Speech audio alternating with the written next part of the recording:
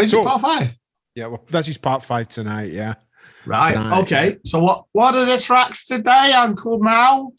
Well, first of all, everyone, welcome to another episode, part 5, in fact, of the Ultra Frequency webcast or webisode or podcast album preview or I don't know, what kind of names can we come up with for this? Talking general shite. Yes, banter-esque podcast.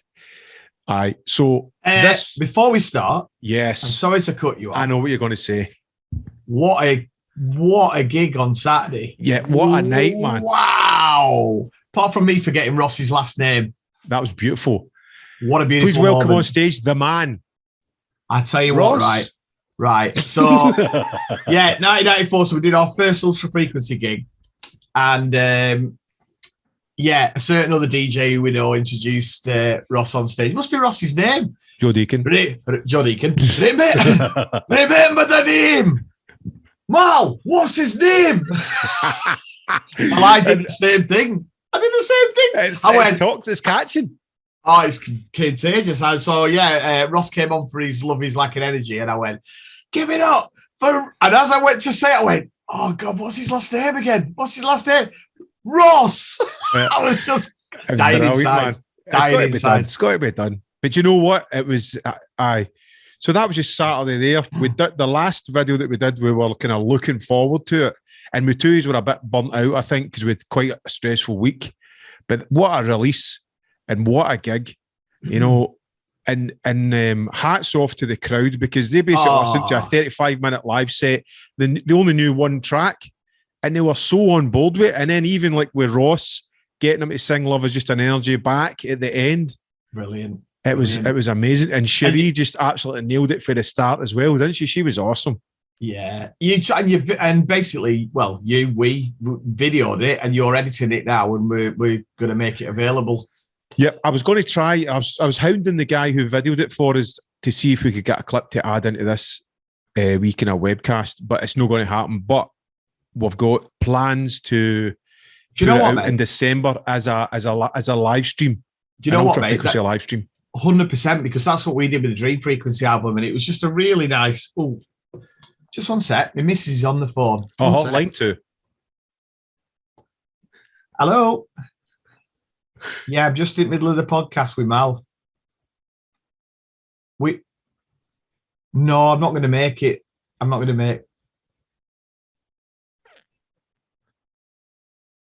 Whoa, get in. All right. Get some chips on way back. Oh, I'll have fish and peas, please. Bye. Love you. We'll keep that in the video. Yeah, it's got to be done. Professional as. Sort out the dinner.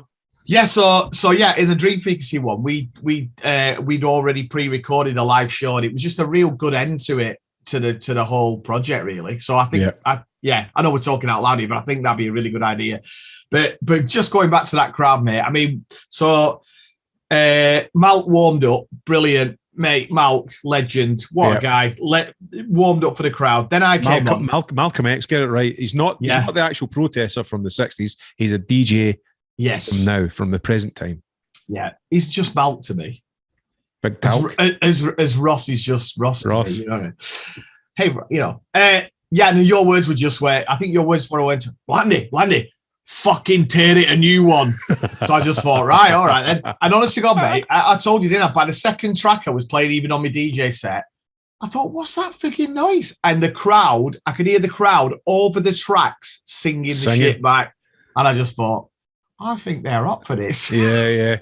I mean, it's been like we've spoke about. It's been a difficult time with COVID passports and all that, and even the run up to the gig. You know, I was just hoping, it's going to be a great night. You know, ticket sales, you know, they usually sell out before kind of thing, but this one never actually sold out. Again, solely down to COVID passports knocking out certain people. But Malcolm was on, and I think it was like 30 minutes into the start of the night.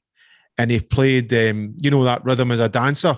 So he'd mixed it out, and he'd mixed his other track in, and the crowd sang the full vocals to Rhythm as a Dancer over the top of his next tune.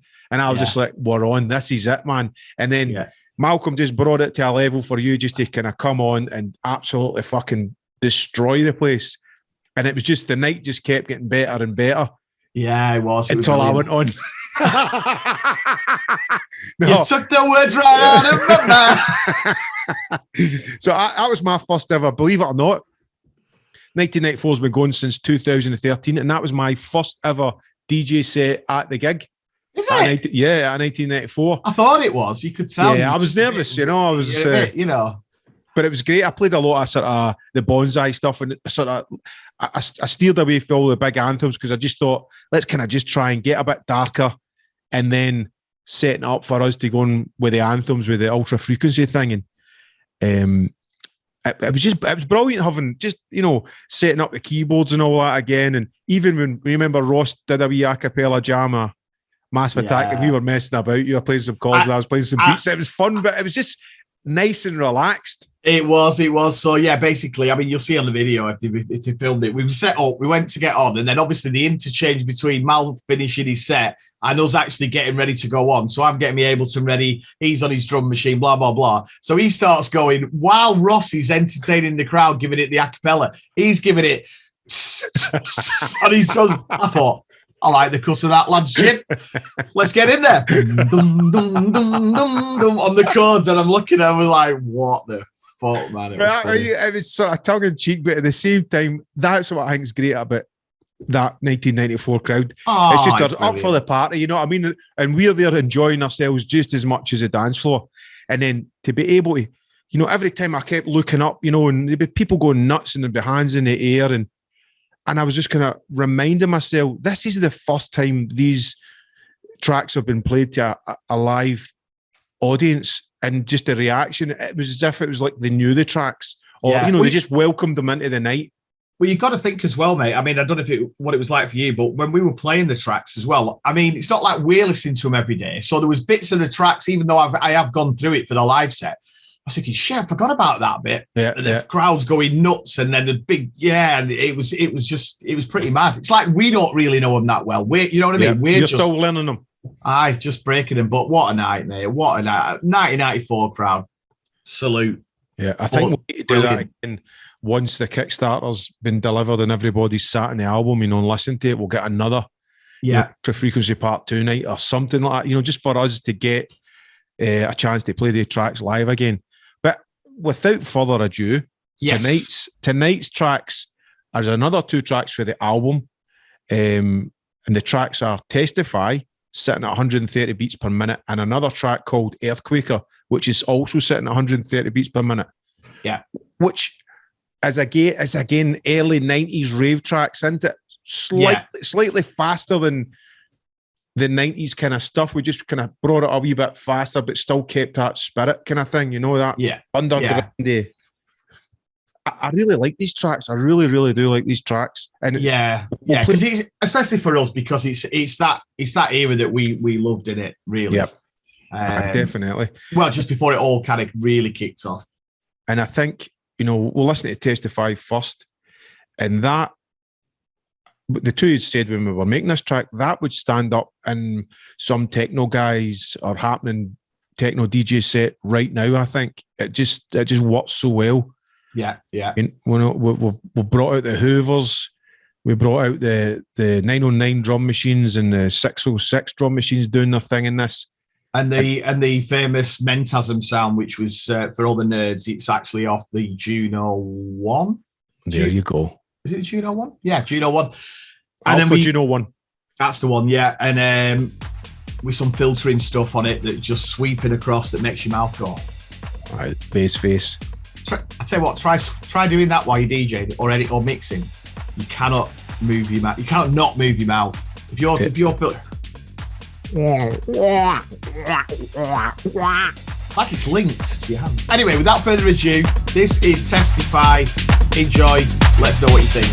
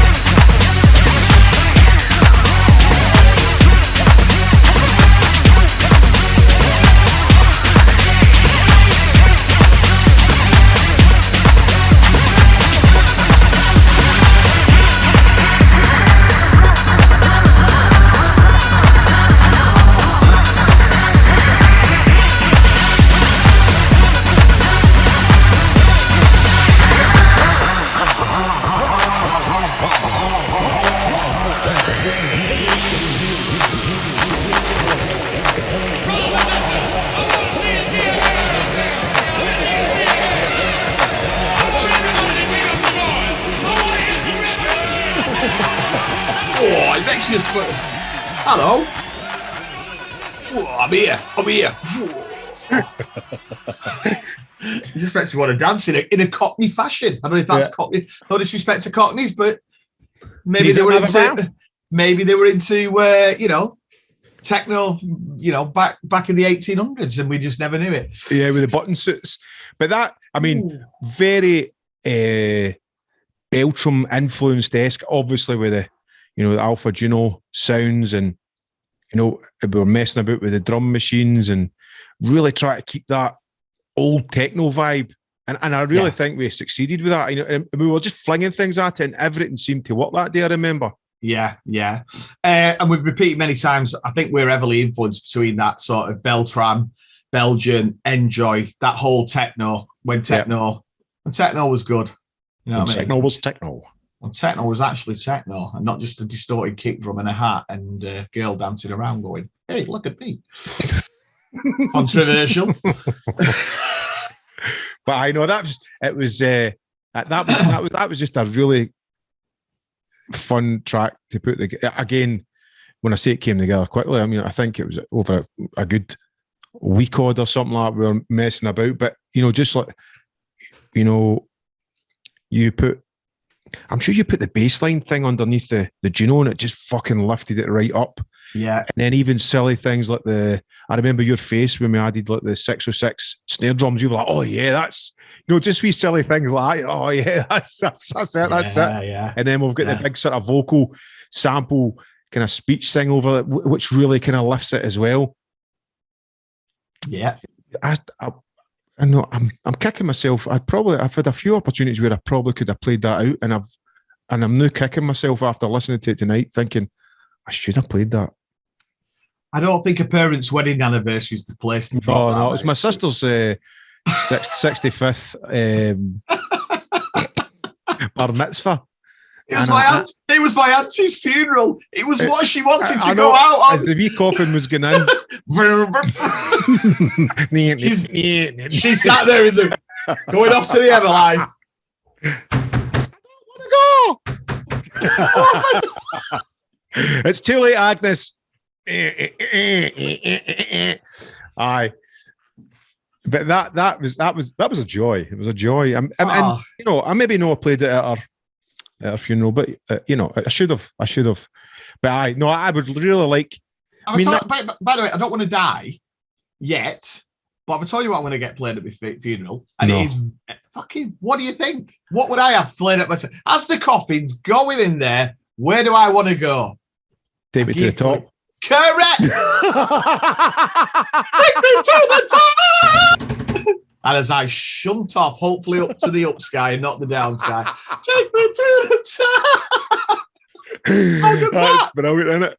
And me all just like, well, that's if anybody, because you'll live for a while. Everybody else will be like old ravers, like, yes, yes, son. It'll be on my tombstone. He went to the top. Brackets, hopefully. Sorted. What's your base been? What's your tombstones? I'm telling you. Oh, brilliant. Oh, brilliant. Anyway, mine would be, I don't know what mine would be. Yours, do you love your hardcore? Hyper? There's so many. There's so many to choose from. I just play the greatest hits, and hopefully everyone would buy it and support my children and wife. No, you'd have on the back of your tombstone, you've got crowdfunder. I've got a question for you. And then on the front, do you love your hardcore? Here lies Mallorca Lee. PayPal here. That's it. I'd crowdfund the funeral just so I get a big kind of Liberace cask with flashing lights and all. Sound system. Just have you like, a wee kind of model of me just like at the front of it. With a little video. Do you like my tombstone? You bought it. maybe when we like die, it'll be like things like like the funerals will have, if you pass by somebody's tombstone, it'll be like a wee hologram popping up. Hey, now I used to be a DJ. I made a few tracks in my time. Hey mate, you joke, but I'm telling you now, that shit's weirdly going to happen. Yeah. fucking, I'll just tune into like people who have like ticked they like electronic dance music in their profile or whatever. Be brilliant. If I'm not dead. My music lives forever. But if they're carrying your coffin and it's quite a slow march, you can't do a slow march at like 150 to fucking ultrasonic, can you? No, I'd be wanting people flinging it up in the air and all that. It'd be a squad, wouldn't it? I think I'm more leaning towards just getting cremated. Do you know what? It would just be like scattering the ashes at a rave. Everybody can snort them. Big man, can I snort a line of your ashes? Yep, that's in the new crowdfunder. That's melancholy. Woo! Just like a couple of 20s out the nose and all that. Oh, it was some guy. Oh. Are you crying? Are you emotional? No, I just get some hit for that line of his ashes. How the fuck have we got onto that? I know. That was your fault. See, this is a prime example. We've just got on a bus tonight. This is what it's like when we're making this album. This is complete gibberish. And we spoke about as well after watching the Beatles documentary how good it would have been if. And you said it to me 100 times. Let's record these sessions. And I was like, no, mate. Listen, let's just get into the tracks. I honestly wish now we did, because we could have edited that up to just like the best. I tell you what, there was some absolute, if we do say so ourselves, some proper moments, mate, where I've been on the floor, literally on the floor. Crying with laughter, man. And then in the background is a great tune.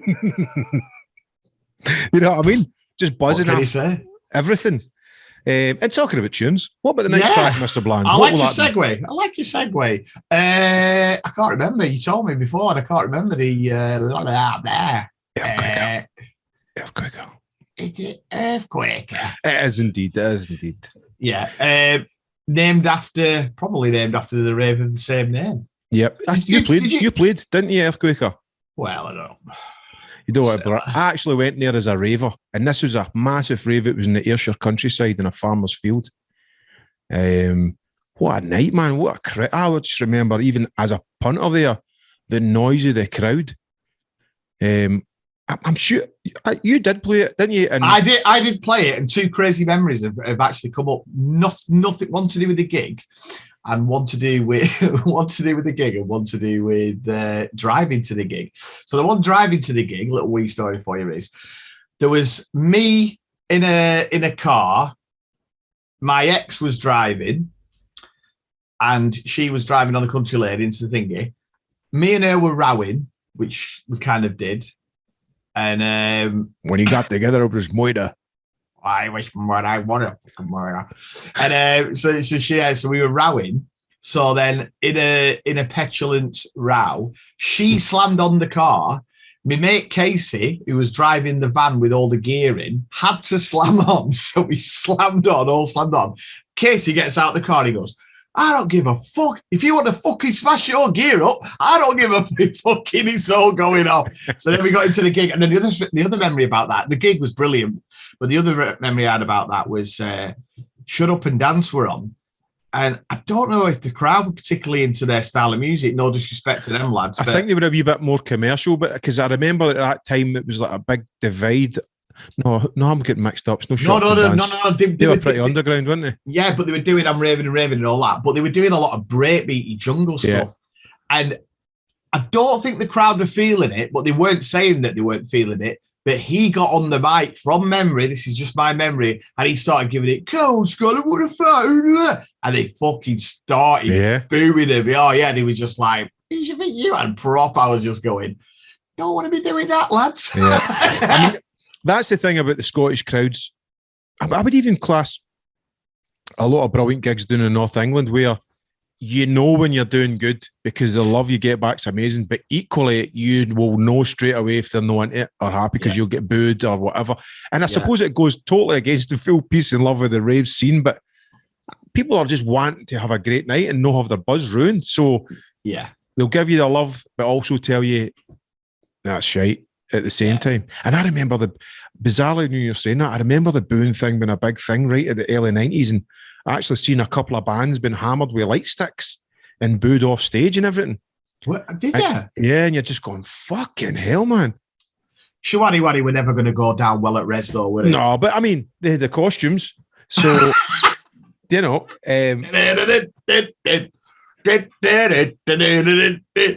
Oh, that was Mud, weren't it? Tiger feet. It's all the same.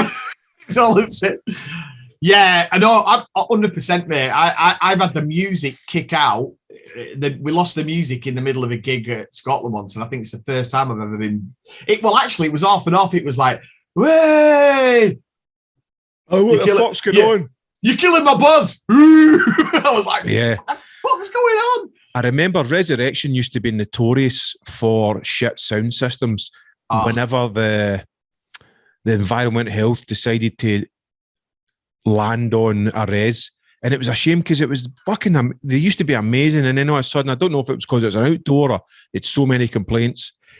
If you were unlucky enough to have the Environmental Health in when you were on, the sound system just dropped. And obviously, punters just blamed the band. They never went, "Oh, it's," you know. It was just like, "Who the fuck? It's fucking their fault." And I remember doing a res, and that happened. I know exactly the one. It was the one when I saw you first. We went on, then you went on. You got away with the sound, but when the Prodigy went on, that's right. Yeah, the Environmental Health are literally, guys. Everybody blames the Prodigy for that. Oh, what a set of twats! They walked off stage. The reason they walked off stage is you could talk louder than they went on. Yeah, that's right. So in the end, the Prodigy just went, "Oh, this is bullshit," and walked off. Yeah, they could have been professional and stayed, but I'm not joking. It was like, that was poor, wasn't it? And was that not their last ever rave gig or something? They kind of turned their back on rave after that, and I think they just kind of went into full concert mode. Possibly, yeah, it might have been one of their last gigs, but I don't think it was because of that. I think it was just a bit of a bad ending. But that's why, yeah, because the Environmental Health were at the front and they were giving it it was ridiculous. Yeah, and I think as well, just because I do believe because it was like a youth movement and a counterculture, I think the government and likes of Environmental Health came down extra hard, because if that was like a U2 concert at Hampden or whatever, they wouldn't have. They would have just let them crank it as super loud. And if it was the Highland Festival in Edinburgh, turn it. That's it, and it was bagpipes and all that. Oh, turn that up, Jim. That's fantastic. I'll tell you what, all the fucking ravers are having a laugh. They want to be playing some of this music. But you're right. I feel that sub bass on the pipes. That bagpipes make my ball sack tremble. Oh, actually, it is my ball bag. But yeah, I mean, so I got going back. This track, the two is just like, yeah, and it was a kind of nod to not just Earthquaker, but all those early rave days, and again keeping it that ravey, the techno side of rave, and that early 90s vibe. And I'm sure people listening to it, well, that's what we hope, will get that feeling and what we were after. Yeah, 100%. So without further ado, and blah, blah, blah, blah, blah, this is Earthquaker in the house. Something for your mind, your body, and your soul.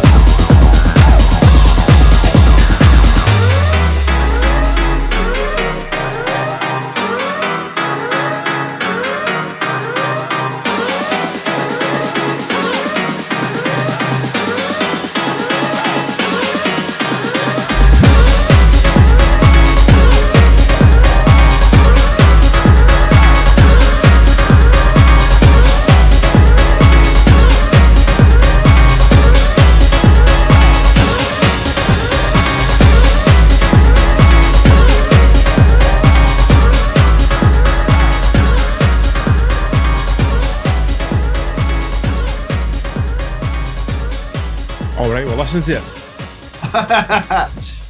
So that was Earthquaker, and yeah, heavily influenced between the early 90s rave, really. And the Belgium stuff. I mean, we basically just loaded up our samplers with loads of samples and went to town on that. And I remember, I'm sure I sent you the riff and then you done a wee pitch bend on it and it just fucking lifted it. And remember that? The dun, dun, dun, dun, dun, and you done a wee pitch bend on it. Dun, dun, dun, dun, dun. Remember that? Can you do that with your mouth as well? I looked at you and you said, I think these are Sean Connery pitch bend. Go on, do you, Sean Connery? Listen, what this track needs doing is a pitch bend and a stab riff. Just to make the girls love it, you know. You little shite, yeah. The boy's a bloody fool. Step away from those pianos, Ian. Get on the stabs. You little shite, yeah. Put the core game one down and get the sampler up, Ian.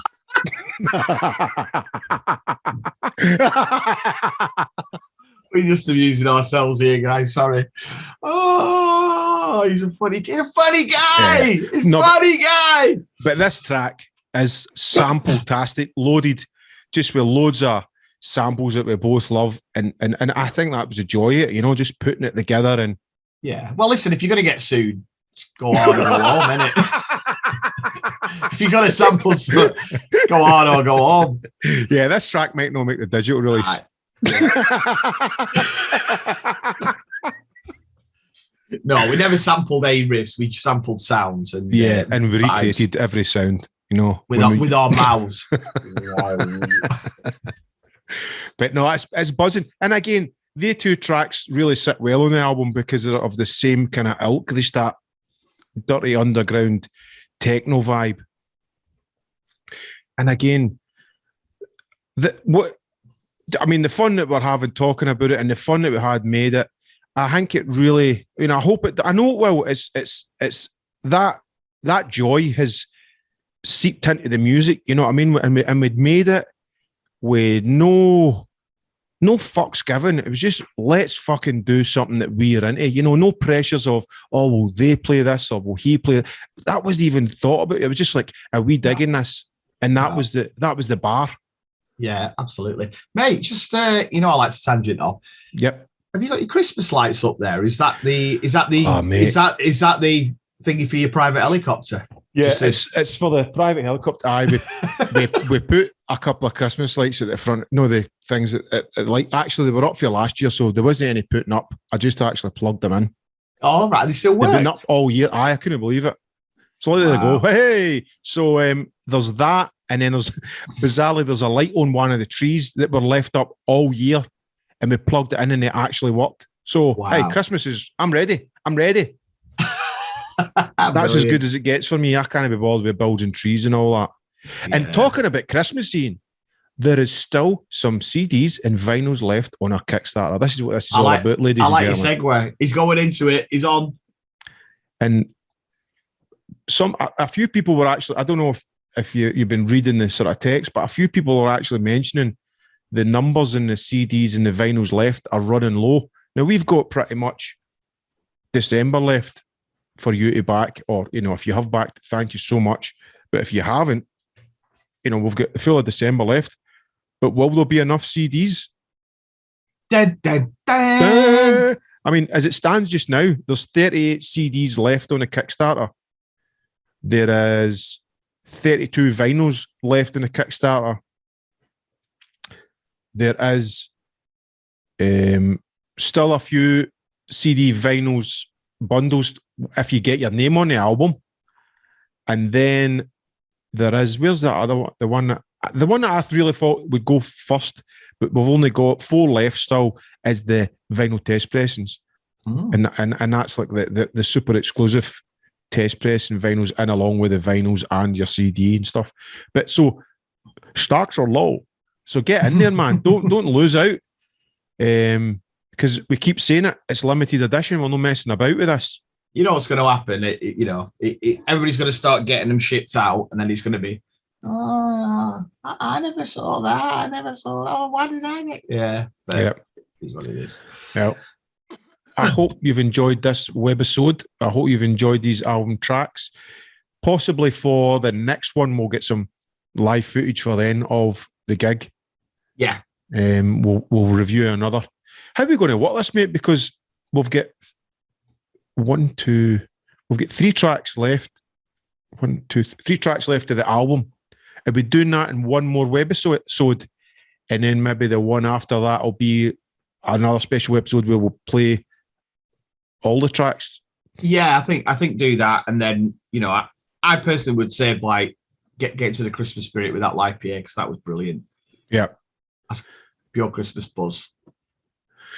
Well, it's just all down to the guys editing it, but we're trying to get it ready for sometime this month, obviously before Christmas. Yeah. To play, stream the full live stream, and all going well. Your DJ set, my DJ set, Malcolm's DJ set, you know, and it just shows it's like a night in. Did you film all that as well? That's the emphasis was on filming the ultra frequency thing, but the dude actually filmed loads of the full night. So I'm hoping I've got enough. What were the cameras in the toilets for? That is an access. So that if you get the test pressings, you get the access all areas to that gig. I believe there was 2 jobbies done. There was there was countless peepees, and you know, that's all yours. That's exclusive backstage stuff. I mean, it's really crazy stuff that goes behind the wizard sleeve, and we like you to view that. Right, wicked. All right, well, listen, that's us for another episode. Stay safe, people. Blah de blah de blah. Share the albums, like, comment. You know, the more input we get for you, the more people see it and hear it, and that's what this is all about. It's just been amazing. I was actually talking to another sort of producer that I know today, and he was saying, you know, like, he was actually commenting on this Kickstarter. It's like, it's just brilliant that the 2 years have got this album together. And he went, what was the drive of the album? And I was like, well, we spoke about this for ages. I said, but the fact that actually the icing in the cake is not only have you made an album together, but to get it on vinyl and CD when it becomes real and it's not on the cloud and it's not a digital, that really is something that not a lot of people get the chance to do. So we're very grateful to be able to get this album on. Could you imagine like doing all the work? It would still be great to do all the work, but just putting it out digital would just feel like you're doing an injustice. I know, it does feel like that now. I can't be honest with you. Obviously, all my stuff's on digital as yours is, but it doesn't buzz me up as much as actually something to hold and play. You know what I mean? It's mad, isn't it? Mad. It's just the way it is, though. It's like the cherry on top when you get a physical record or a CD. But anyway, there you go. Be part of this. Share it. Ultra Frequency, the album from Dream Frequency and Ultrasonic.